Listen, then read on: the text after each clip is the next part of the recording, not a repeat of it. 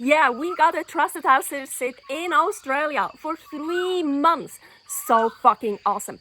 3 months is the longest we can stay in Australia without having to extend the visa or so. So 3 months is the best for us. So the longer the sit, the better for us. It's cheaper, it's more convenient. So that was so awesome. If you're interested in signing up with Trusted House Sitters, you can use our QR code or the link, so then you get 25% off of your first year. The link is in the description, our link. We arrived on October 30th, 2025, and we were taking care of 2 Dachshunde, Sebastian and Lola, until January 28, 2026. And yes, I do say Dachshunde. Yes, I speak English in these videos, and the plural in English for Dachshund is Dachshunds, but Dachshund is a German word, and the plural of the German word Dachshund is Dachshunde, so I say Dachshunde. Dachshund, literally translated, means badger dog. We also call them Dackel in Germany or Dacku in Switzerland. I'm from the German-speaking part from Switzerland, so I refuse to say Dachshunds. What really hurts my ears, so it's Dachshunde. Oh, they're so adorable and cute. Whenever you sit down, they join you. Paul was convinced that Lola wasn't a pure dachshund. She just didn't behave like a typical dachshund. He thought that she has a lot of basset hound in her. But later, Robin, our host, when she got back, she told us, no, she's a pure dachshund. So yeah, there are different dachshunds with different personalities. Unfortunately, Lola has dermatitis, but it wasn't too badly. She didn't scratch that badly at the beginning, but towards the end of our stay, she scratched herself a bit more, so Paul washed her with a special shampoo they have, and she seemed to really enjoy it. Oh, and she has 2 extra toes. So I just found on Lola an extra toe. Look at this. You see, there is no bone in it. There's like cartilage in it or so. And she has the same on this here, on this one too here. Here, of course, the front, she has that thumb toe too, but that's normal. Sebby has that too, but this here apparently is not normal. And especially there is no, you see, there's no bone in it. Actually, I found out afterwards when I googled it that these are called dew claws, and they're not common on the rear. I'm sorry, this bird, and he gets louder and louder and louder. I know, but I really want to do the video here. Do you hear how he gets louder? He starts like then he stops, and then all over again. Both dogs are rescues and they never got potty trained. So unfortunately, they pee and poop into the garage and on the terrace and sometimes even in the house.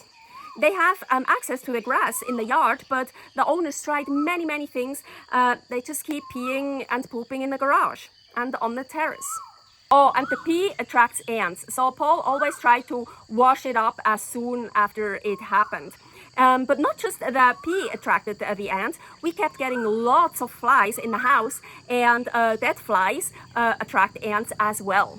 And also, just in general, we got so many ants in the house, crazy. Paul had to vacuum up ants quite often and use ant killer spray. But he didn't use the ant killer spray too often inside. We rather have ants around than constantly breathing that toxic stuff from the killer spray, the ant killer spray. After the first night after our hosts left, I moved from our ensuite bedroom to the TV room with the couch bed. I made up a layer for me and the dogs, and the bed in the bedroom is too soft for me and it really hurt my back. So the couch bed was perfect. It was so much more comfortable. And I also would have moved from our bedroom to the TV room with the couch anyways, because I just prefer having my own bed and my own room. And because the couch bed was on the floor, the dogs were actually able to get onto it and they spent time with me there. At first, I let them sleep with me. They're Dachshunde, so they sometimes like to sleep under the covers. Super cute. But unfortunately, Lola snores, and I can't stand snoring sounds. No matter if they come from a human or an animal, I just can't stand them. So then after Paul took them out to the yard at night before he went to bed, they weren't allowed to come back into my room anymore. They also like being with Paul, but I think they were much more focused on me.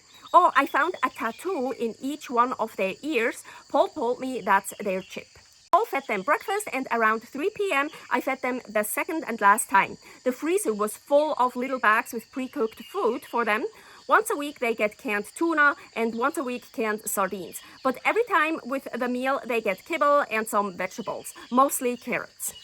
Oh, I was so happy.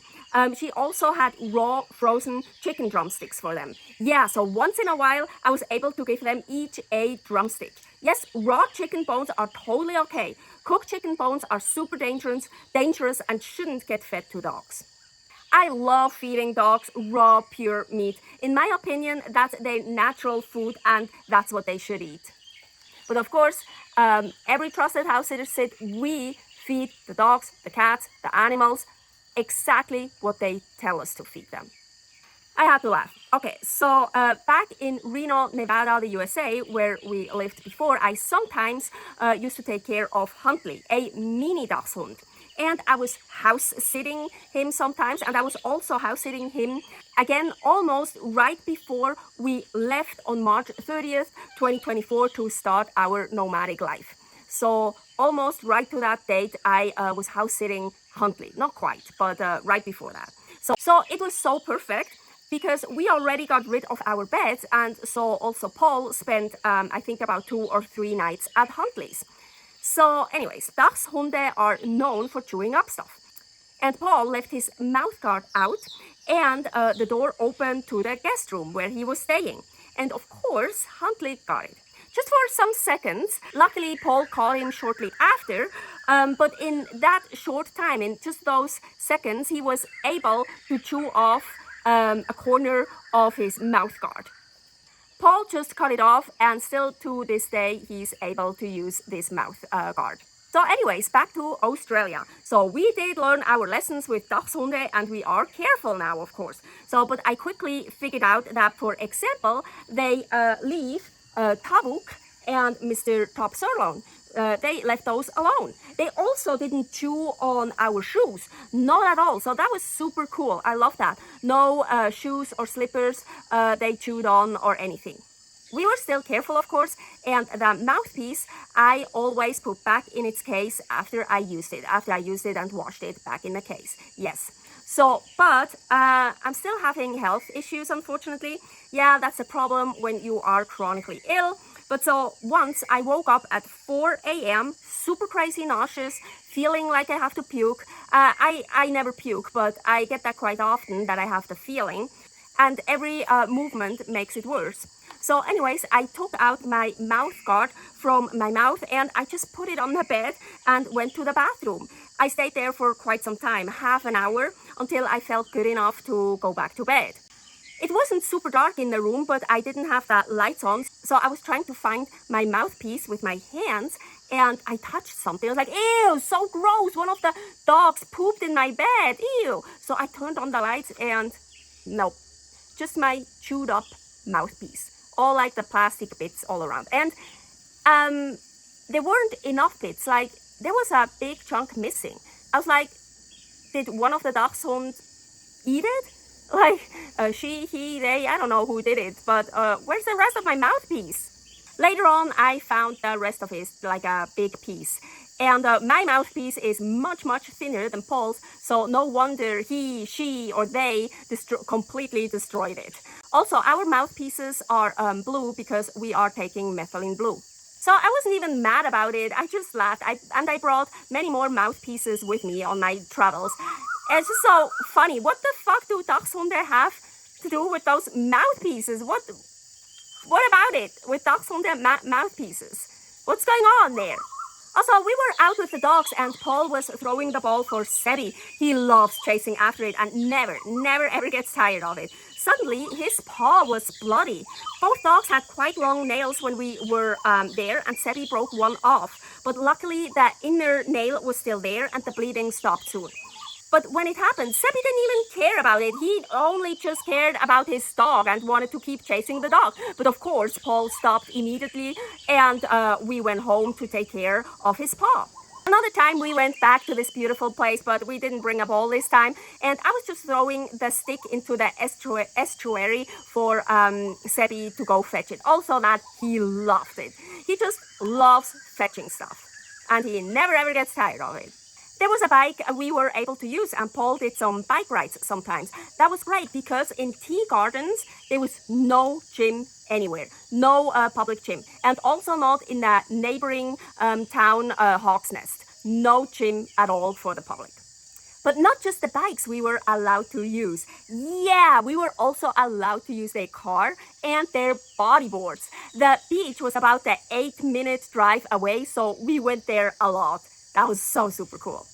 Sometimes we took the dogs with us, but we never let them off a leash at first because there was always at least one other dog at the beach, and those dachshunde, they just always wanted to go to the dogs and just wanted to make sure we're safe, or I don't know, so they were pulling so hard. So Paul was so occupied with holding the dachshunde while I was bodyboarding. But then when we were at the beach and no other dog was anywhere in sight, we let them off leash. And they loved it, of course. Sebi, like always, loves to play fetch. And Lola just observes me while I'm in the water. And when I got to shore with the board, she was always close by to greet me. I took the dogs to the water, but shit, the first time I did that, I totally forgot that they were still wearing their bark collars, their shock collars. The wave totally got them, and I rushed back to Paul so he could take the collars off and check them, but they still worked afterwards just fine, so nothing happened. Lola is not a fan of the water, so I took her off the double leash and gave her to Paul and went back to the water with just Sebi. And oh my god, he loved it. Sebi loves the water. Even though he gets hammered, he still wants to go.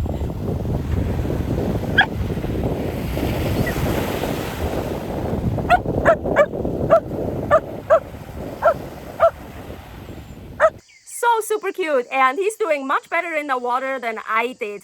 But also he at some point got tired. Oh, they have heating lamps in the bathroom. I love them, so cool. So in November, when we were there, and it's still considered spring in Australia, there were still some days they were actually quite cold. Well, I'm cold very easily. So I didn't just turn on the heating lamps when I was taking a shower. I also just turned them on every time I just went into the bathroom for doing whatever. Love them. And oh, the towels were on a heating rail. That was so cool too. Loved it. But then in December and January, we didn't use it anymore, or barely, because it got warm enough, so we didn't need it anymore.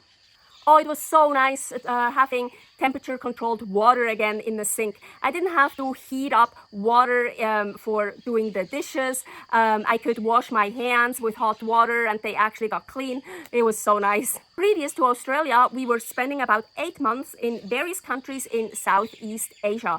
And there, in most places, the water in the faucets is not temperature-controlled. But for some reason in Australia, where we were staying, like towards the evening, it suddenly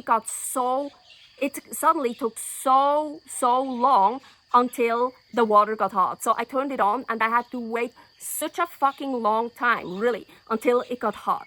And yeah, I hate letting the water run for nothing. So that was a bit annoying. Oh, how practical. They have a vacuum robot that doesn't just vacuum, you can also fill it up with soap and water, and it wet cleans the floors. Less work for Paul. Yes, Paul is in charge of cleaning the floors. I was very happy that in Australia, Paul was able to cook, grill, and prepare lots of food for himself as well. It's really hard for me to endure the smell when someone else but me is cooking. But in tea gardens, we didn't just have a kitchen, there was also a barbecue and electric pans outside. So even when Paul didn't want to barbecue, he could just cook for himself outside, and it was much, much better on my nose. But it was really hard to leave pots on the stove inside for a long time, for example, slow cooking, because the gas, oh yeah, we had gas, what I absolutely love, is the best for cooking, but you couldn't turn the flame down to very low, so you didn't get low heat. You didn't get a low flame. So it was really hard to simmer. You couldn't really simmer anything or cook something for a long time. You always had to check and keep adding liquids and stuff. So that was a bit annoying. This is the lowest. This is the highest. There's barely a difference. Paul explained it to me. So in tea gardens where we lived, the gas was hooked up to 2 big gas cylinders, and for safety reasons, the regulator was set up that way so that you can't really get a low flame. Well, it's really annoying for cooking, so some stuff dried out, and it's hard to slow cook and to simmer, as I mentioned. But hey, it worked, and that was just a minor problem. It wasn't even a problem, it was just a minor inconvenience. Oh, but I was so glad that they had have a good coffee machine. So I don't drink coffee at all, but Paul does. And he usually always drinks these Nescafe powders. And they're so bad. It's not even just coffee. There's sugar in it and other stuff and like batch it. And it's not even real coffee. So I was so glad he had a real good coffee machine to use. And yes, the coffee pots were actually quite expensive to buy in Australia. Australia is not a cheap country. But rather that than him drinking that other bullshit that's not even real coffee. So I was super glad he got, for 3 months at least, really good coffee. Oh, they have a nice garden outside with herbs, lettuce, and other stuff that I'm not interested at all in it because I'm on a strict diet and don't eat all of that. But Paul kept harvesting and eating the strawberries. Oh, and the lemons from the pretty lemon tree. He also used the lemons. Oh, there were multiple lemon trees. And of course the lawn, like all the houses around us. And it seems like people in tea gardens have nothing else to do but mow their lawn. Like our neighbor, I'm pretty sure he mowed the lawn more than once a week. Of course, Paul mowed the lawn as well at the house we were staying, but I think once a month. More wasn't needed. We also had other stuff to do. We love that city in Australia, and we still miss Lola and Sebi, the 2 super cute Dachshunde. So far, we have really been so lucky with all our Trusted House Sitters sits. Stay happy, stay healthy, stay grateful.